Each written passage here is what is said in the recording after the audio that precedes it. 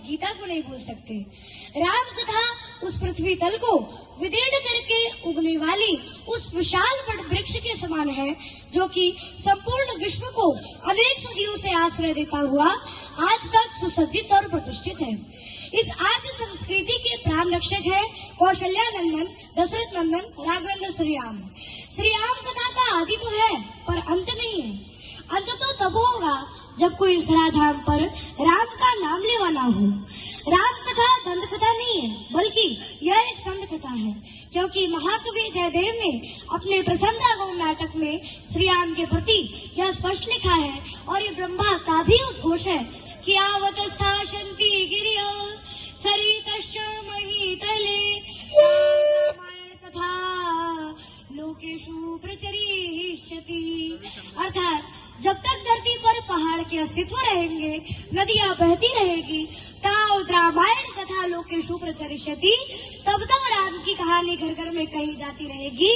ऐसा होने में किसी की मेहरबानी नहीं है, क्योंकि हमारे प्रभु श्री राम जी की कहानी ऐसी है। अयोध्या में एक भव्य राम मंदिर का भी निर्माण था, जिसे मुगल आक्रमणकारी बाबर ने उस भव्य मंदिर को तोड़कर उसके ऊपर एक मस्जिद बना दी थी, जिसका नाम था बाबरी मस्जिद।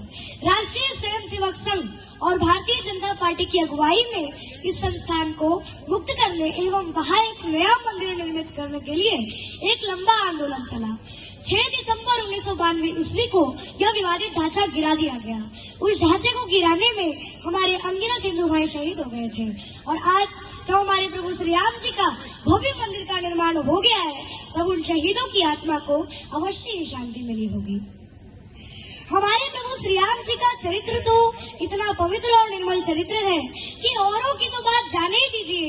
अब यहाँ रावण की दुर्दशा देख लीजिए।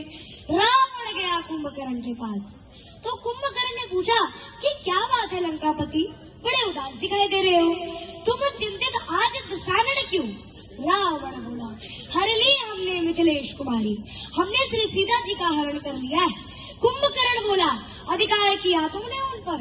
रावण बोला, लगती ही नहीं वो और हमारी, वो मेरी ओर देखती तक नहीं है, वो मेरी ओर ताकती तक नहीं है।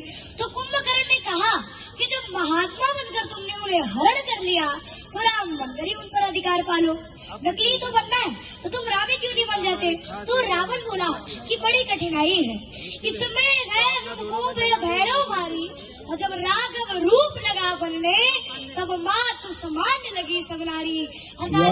रामचंद्र की जय। मेरे मन से वासना ही चली गई, ऐसा पवित्र चरित्र मानता नहीं।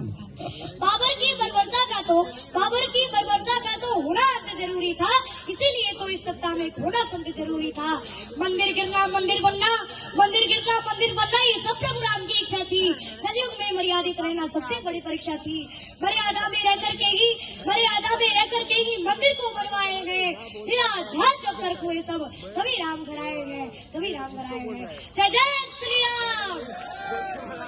बालक के लिए जोरदार तालियां बजाइए एक बार। ईस्ट एंड वेस्ट फाउंडेशन की ओर से आयोजित यह राष्ट्रीय कवि सम्मेलन 9 वर्ष की पूर्व संध्या पर चैत्र प्रतिपदा के दिन आज 9 वर्ष प्रारंभ हो रहा है। 9 वर्ष की संध्या